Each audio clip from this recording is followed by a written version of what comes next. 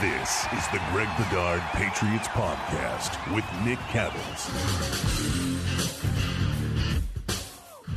He just got back from training camp day 2. Of course, I'm talking about Greg Bedard. Nick Cattles with you here on the Greg Bedard Patriots Podcast with Nick Cattles.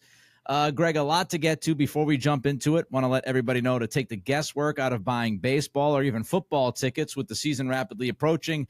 Football-wise, Game Time. Want to check out Game Time, that app, create an account, use code CLNS for $20 off your first purchase. Last-minute tickets, lowest price, guaranteed.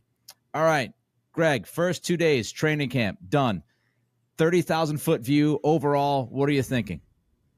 Overall, I want to say that it's obvious that the Patriots coaching staff is taking sort of a slow, methodical approach to things, just sort of, and just to give you background. So Mayo for the first 3 days of camp, so it's going to be we knew this ahead of time, 90 minutes the first day, hour and 45 the second day, 2 hours the next day. And some of this is baked into the CBA where you have to have this quote unquote acclimation process in terms of it's 2 days in helmets, 2 days in shells, a mandatory day off, and then you can get into pads. And so, and this even goes back to when Bill was here. They sort of did a slow build up until they got into pads. It's sort of like, going over things from the off season, making sure things are installed, getting people, getting them into shape, not taxing them too much early. And all of a sudden you pop a hamstring. It's like that's what the CBA is like built to do this time around is, try to eliminate injuries as much as possible. That's what we've sort of seen so far. And so I would say that's the overarching thing. I would say it's been very low key, low buzz. I don't know if that's by design or just a byproduct of the ramp up process. Not exactly high flying on offense or anything like that. And I will say, I thought the offense was decent on day 1. I thought the offense was pretty horrendous on day 2. It was, I'm trying not to give aggregators too much to work with here, Nick. Good luck to me. But, I wouldn't say it's the worst training camp practice I've ever seen. I wouldn't say it's like Matt Patricia level, but it was pretty poor. Now, again, I don't know what they're working on. We all know the defense is ahead of the offense. This is a new offense, new coaches, new quarterbacks, a lot of new players. So, that it's really choppy on day 2. Not a big surprise, but, today it was boring. It was slow. And they executed like crap. I think I had them for in team periods, 60% of the plays were just poor plays, where there was scrambles, sacks, ball on the ground, drops, like things like that. Like that's not good. I mean, when you're at an NFL training camp practice, like one of the sort of like litmus tests is when you're looking at offense is how many times did the ball touch the ground? Like, do they know what they're doing? Are they executing at a high level? And the answer is no through 2 days.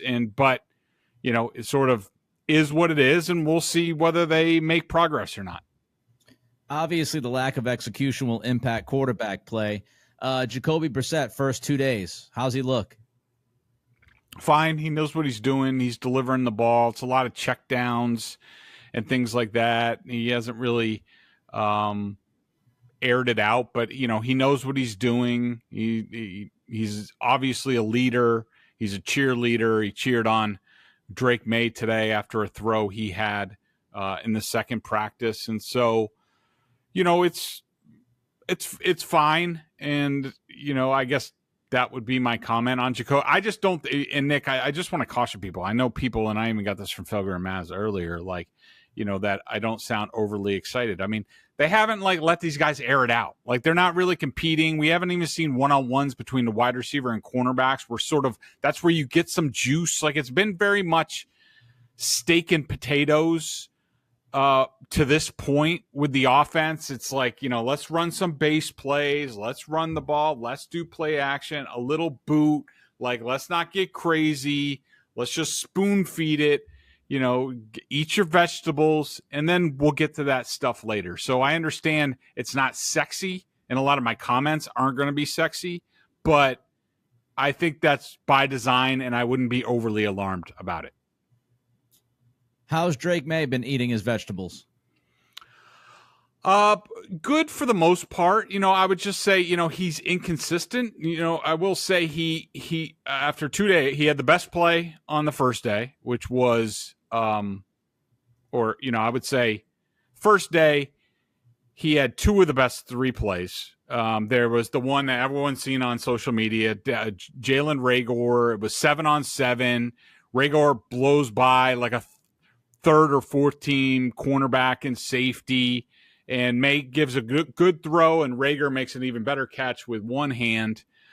He also, in that practice, he had this rollout, and I'm not sure if it was 7-on-7 or team. I'm pretty sure it was 7-on-7.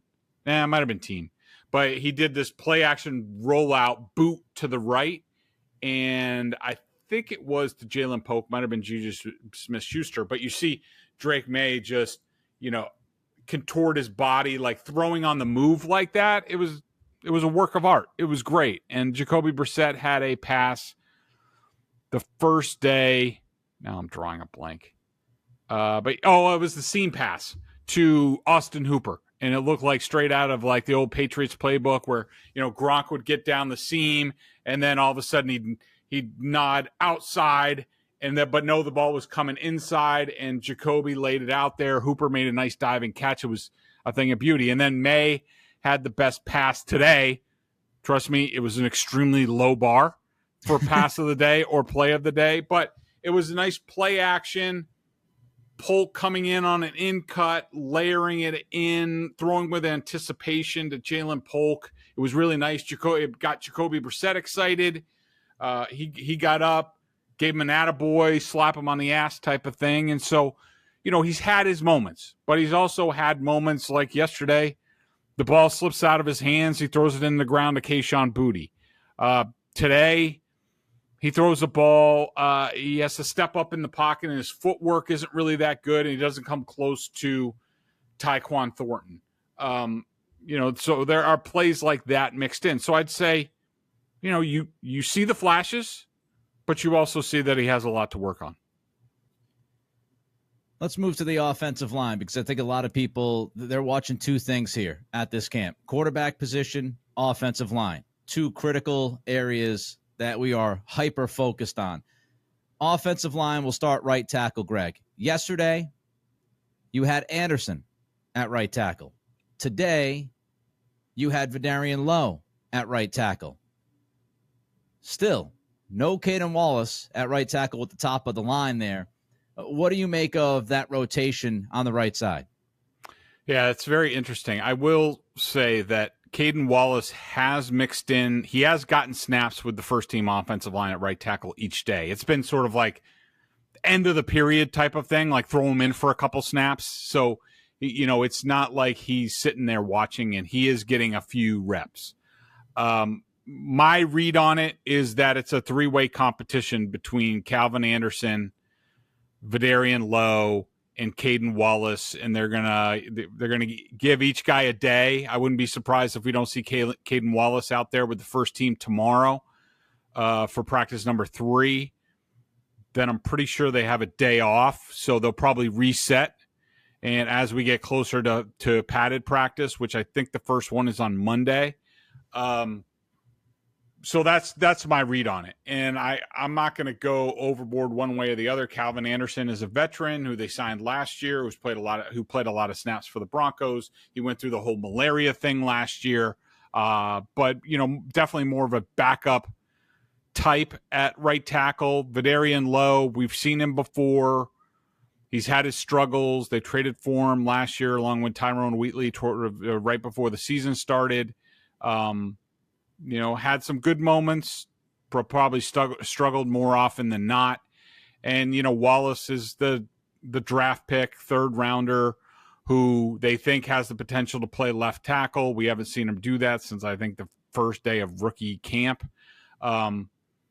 And again, they're not in pads, so it's hard to really evaluate these guys. But I think that's what they're doing, Nick. I think there's an open competition there, and they're taking a look at each guy. Okorafor spoke with the media today. I found this quote interesting. This is from Mike Reese posting it on Twitter.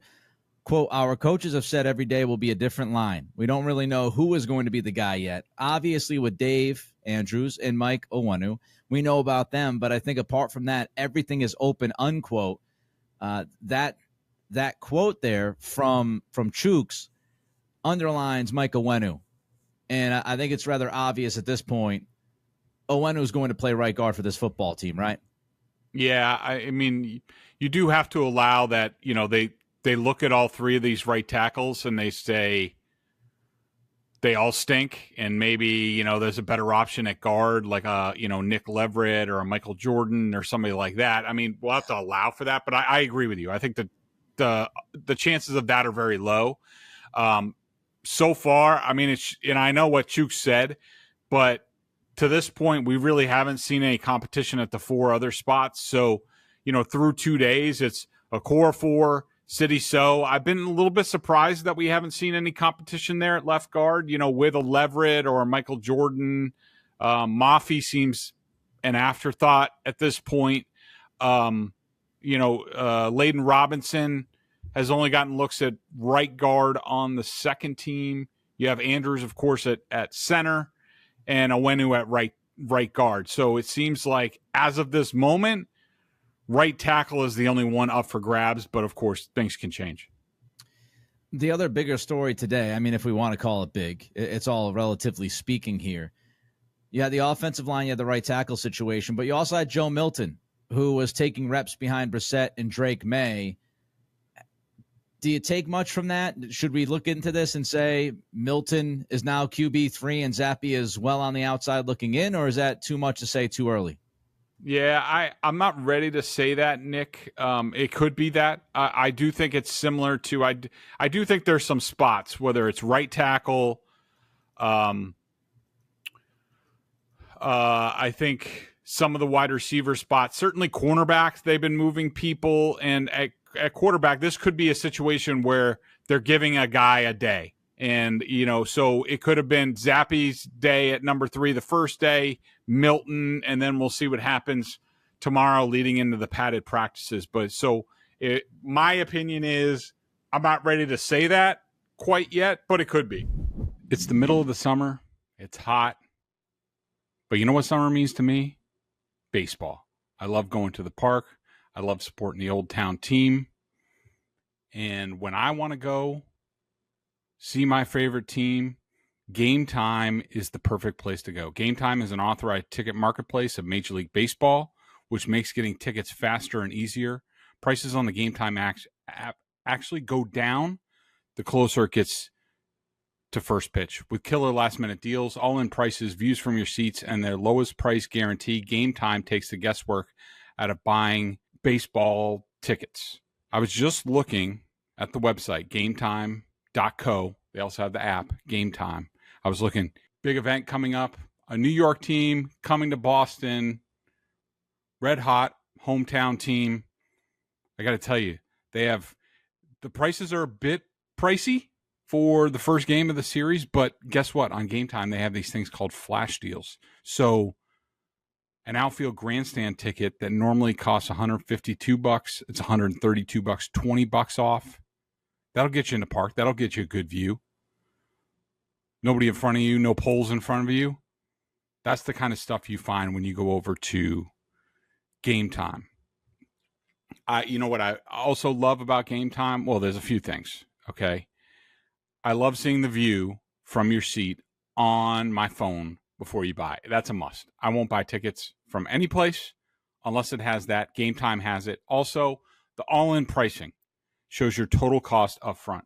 You go to these other sites and you're like, oh, that's a good deal. Suddenly you get to the end and there's all these fees and taxes and other things, and all of a sudden you're paying double than what you thought. That does not happen at Game Time. So make sure you get over there. take the guesswork out of buying MLB tickets with Game Time. Download the Game Time app, create an account, and use code CLNS for $20 off your first purchase. Terms apply. Again, create an account and redeem code CLNS for $20 off. Download Game Time today. Last minute tickets, lowest price, guaranteed. Next on the docket is Matthew Judon and Davon Godchaux. What's going on with those two guys? Before we get into what happened with Judon towards the end of practice today, I want to look back at day one when Judon was at the microphone. He had an awful lot to say about his contract. Overall, Greg, I thought he did a really, really good job and said mostly the right things. What did you take from him holding court for about 10 minutes after day one? Yeah, anytime a player, basically lays themselves out there and is totally honest about most things, not who runs his social media, but at least contract related. I mean, for him to say, like, I'll just be honest with you, like, I'm jealous and envious of watching these guys around the league and in this locker room, basically getting paid. That's great stuff. I mean, I'm never going to criticize a guy for just telling you how he feels, and he's telling you, how he feels. Now, I think it was probably strategic on the part of him and his representatives, because to give people a little context, Judon, he turned down the opportunity to talk to us in the offseason at the OTAs and the minicamp. He was supposed to talk, I think, the final day and decided not to. We were told, leading into that post-practice session on the first day, that Judon again declined an opportunity to speak, and then suddenly he appeared and talked openly about his contract situation. I think he hit all the right notes. I think he was honest. I think he very clearly isn't happy with what he's getting paid, and wants to get paid more, thinks he deserves to get paid more. He also wasn't combative with the team. He did say at one point, like, I guess I have to play under my deal if it comes to it. Like, I don't really want to, but I guess. Now, is that genuine? I don't know. I think it's gamesmanship. I think he's just playing nice with the team. I think that's a decision, like whether he ultimately plays week one on this deal. I think, first of all, he's hoping it doesn't come to it. Second of all, I think that's a decision for later down the road. I don't think he's hoping not to make that choice. So I don't think it's been completely thought out. But trust me, I reiterate, he has no intention of playing on that deal, at least the final year. So that's sort of that situation, which I'm sure is going to lead into what you alluded to earlier. Yeah, I'll get to that in a minute. But just hypothetically, does that happen with Bill Belichick here? What happened after day one? Does he talk as much as he did and say as much as he did? Hell no. Bill and Bears both would have gotten to Judon before. They would have known it's a storyline, that it's out there. I mean, look, we went through the same situation last year with Judon, and he was in the same contractual situation, really, in terms of what he was supposed to get paid. And I don't remember his exact comments. I'd have to go back and look. But it was basically along the lines of, he said something about, like, y'all a bunch of snitches. I'm not talking about my contract, like, and he said that. Just look at what he did last year to what he did this year. What's the difference? Bill's not here telling him to shut the F up. Yeah, and he also said that he does not want to be traded. Hell no, was his answer to, do you want to be traded? All right, now let's get to what happened towards the end of practice today. And I should note, it's 4:15 on Thursday. So if something happens with Judon and his contract after we say goodbye, it is what it is. But late in practice, Phil Perry tweets out, of note from late in the practice, and I know you mentioned this, Greg, on Felger and Maz earlier today as well. You had Robert Kraft and Judon having an extended conversation on the sideline. Kraft soon thereafter spoke for some time with Elliott Wolf. Doug Kyde of the Boston Herald posted, after Patriots practice concluded, Kraft, Wolf, and Mayo had a brief chat on the sideline. Do we read into any of this?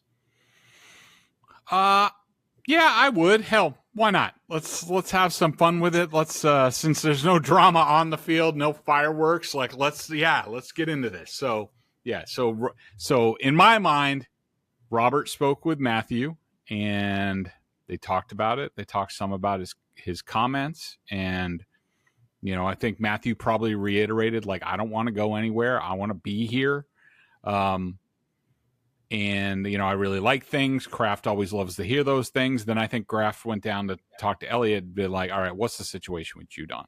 It's obvious that he's underpaid. Isn't there anything we can do? He probably wanted a update on the contract negotiations. How far apart are they? Is Judon's camp at all open to just fixing this year, giving him a boost, or does it have to be a multi-year thing? Because I can see the Patriots drawing the line at that, and maybe they're in a chicken dance or playing chicken, whatever. It's been a long day already.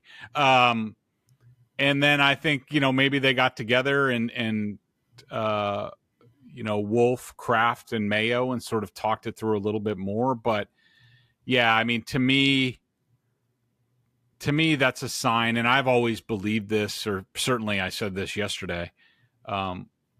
I think that something will get done with Judon at some point in time, and I actually think something will get done with Godchaux as well at some point in time, at least for this year, to make them whole for this year. Let's get into Godchaux, because this is interesting. Yesterday, he was out there just like Judon was. He was participating. Yep. Today, not so much. Why the change? Yeah, great question. I mean, yesterday it looked like he's playing nice with the team, took part fully. And then today, he looked like a hold-in. No helmet, sweatshirt, standing around, not doing anything. So, I don't know. Maybe he didn't want to be a storyline on day one, but I think he might. Maybe he's going to pick and choose. Maybe he's like, I'm going to go every other day. He'll go tomorrow, and then I think they have a day off. So, maybe he's pacing himself, and he's on his own schedule until his contract is addressed. All right, let's get to the head coach now. I saw something interesting from Calvin Anderson when he spoke with the media today. He was mentioning how Mayo walks around and that he knows the guys, and that makes it so much easier to buy into the head coach. And Anderson loves this idea that Mayo has a personal connection and he's caring about the players. Just kind of your general thoughts on how Mayo has run the first couple of days of camp. Yeah, I mean, it's been fine. I mean, I think he's cognizant of the players, not overworking them. I do think he has shown that Mayo has shown that he's not afraid of putting them through the paces to get them ready. They had some long practices in the OTAs. Yep. They've run the hill after each of the first two sessions. I don't love the efficiency of practice, especially they get in a team. And I don't know if this is more of a Van Pelt thing, because West Coast offensive coordinators tend to work this way, where they're just they're worried about the play and trying to get the perfect play instead of volume and pace. That's just the way they work. And maybe Mayo will adjust that at some point in time. Maybe this is part of the learning process, but I think it's been fine so far. And I think what Anderson said and the way Mayo is conducting himself, it's actually something that I believe, as a coach, certainly on a different level. But I think, you can be tough and you can crack the whip, but the players have to understand that you care about them, that they're not just, a uniform and not just a worker and that sort of thing. There needs to be a connection there.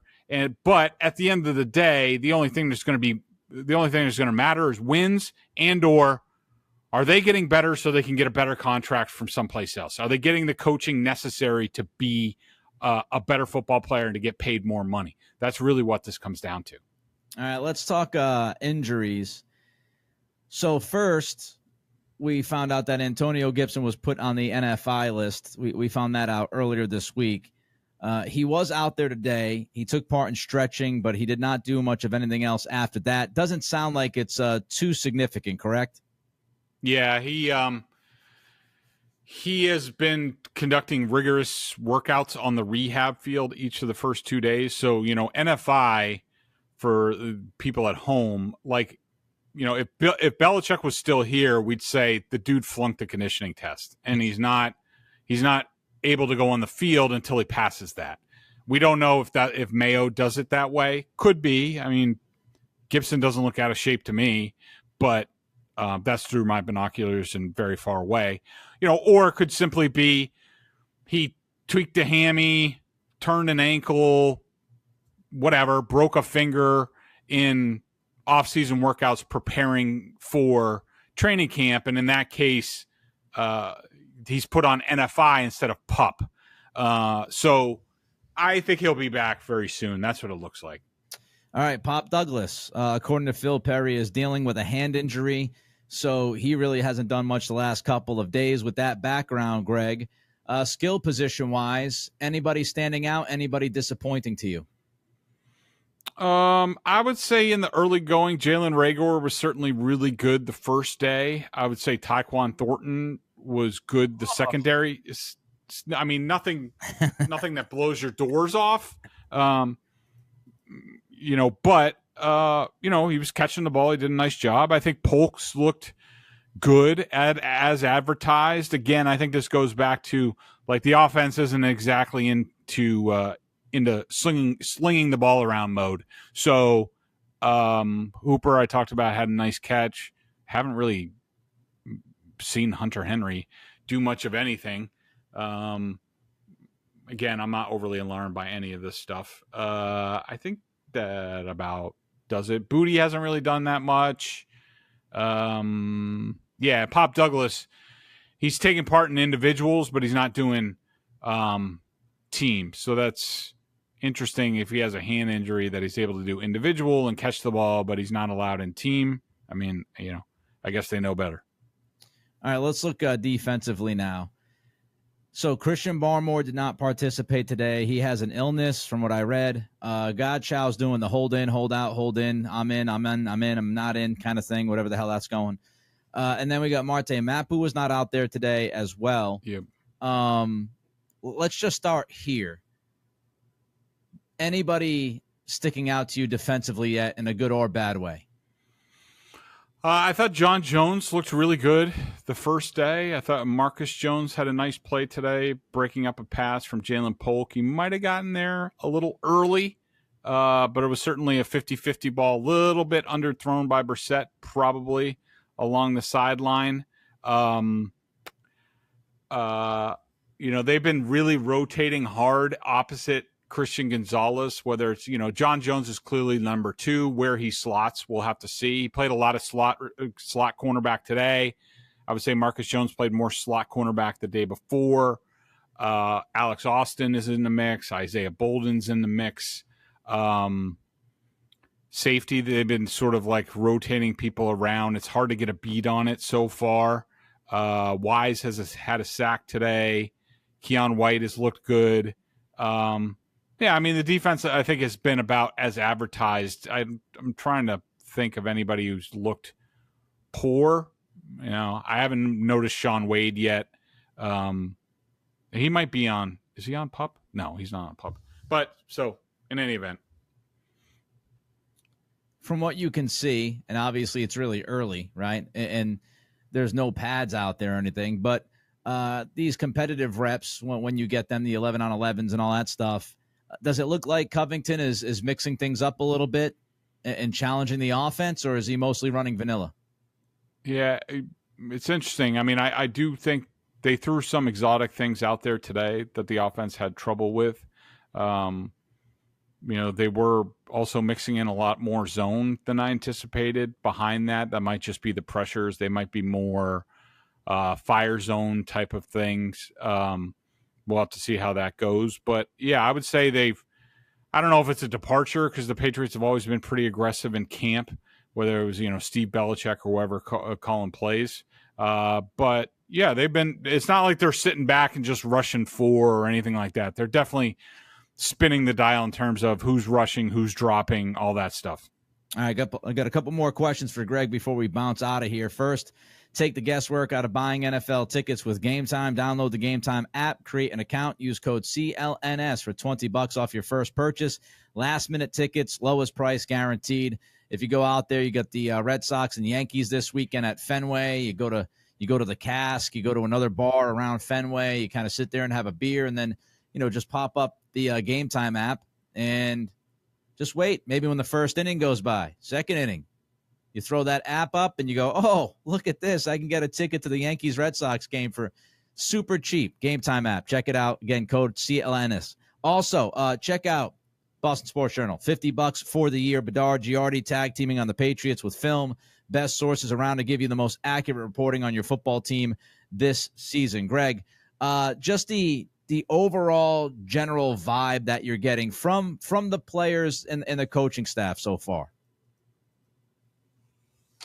From the players, I would say they realize there's a long ways to go. And today's just the first couple of days, just getting their feet wet. Nobody's like, it's not like David Andrews is so bummed about the offensive play that he's calling the guys over and ripping them a new one like we saw when Matt Patricia was here. We're not to that point or anything.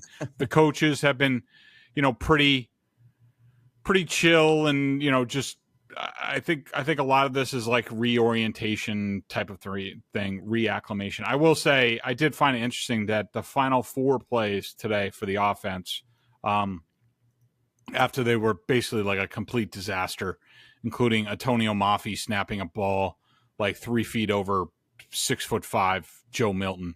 That wasn't even close to him. They basically like Jacoby Brissett and Drake May each got 2 snaps, and they were just like the lightest jog through you've ever seen. It was just like, all right, can we just try to run something and complete a pass without some sort of disaster going on? And that's how they ended practice, and then they went to the hill.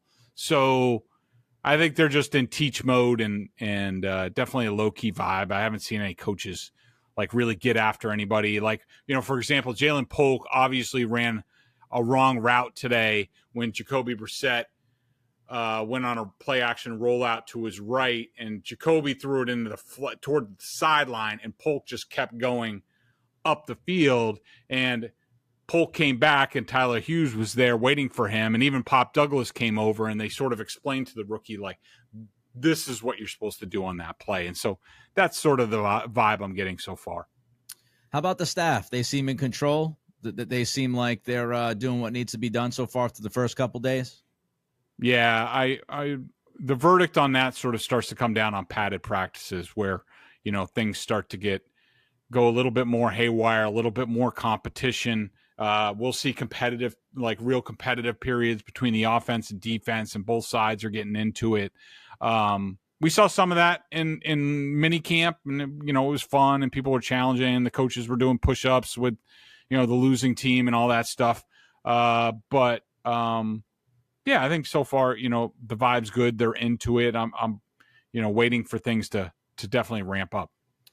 I'm glad you said that because, obviously we're waiting for the ramp up, and there's not a whole ton to get excited about out there through the first couple of days.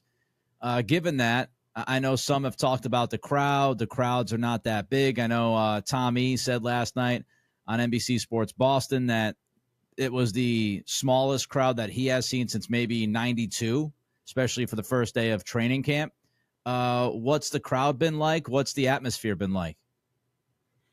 Yeah, it's definitely, I didn't even take a look today because actually I was in a different I was more worried about, I changed my position at camp because I couldn't see enough on the hill, and I was getting annoyed with people walking in front of me during drills and, people chit-chatting and all that stuff. And we all, us in the media, we all know the first day of training camp you get this because, every single TV station and radio station in New England comes out to the first day. Yeah. Because it's the first day of Patriots training camp, and they need the B-roll and all this stuff. And so you understand. But I was getting annoyed, and it's probably because I'm getting older and I'm getting cranky. But today I went up, I found a different perch. Stacy James, thanks to him and the security people, they allowed me to go a little bit higher and get a better view, and so that was much better, and I was able to see a lot more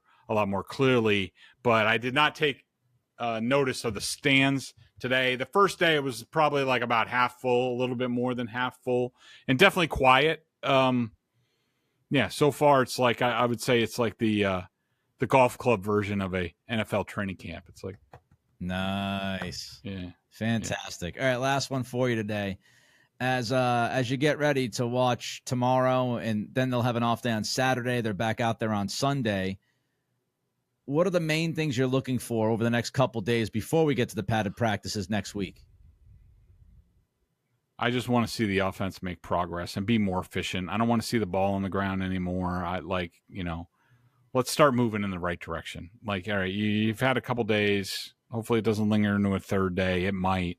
But, like, once they get back from the off day, and, Sunday's sort of like a dress rehearsal probably for Monday's padded practice, let's start going, because then, I really don't want to panic like I have in the past couple of years, which turned out to be right. But, as always, I'll tell our listeners and our readers the truth about what I see, and let's start to make some progress. He's Greg. I'm Nick. We'll be back early next week. Everybody enjoy your weekend. Looks like it's going to be fantastic weather. Until next time, be well.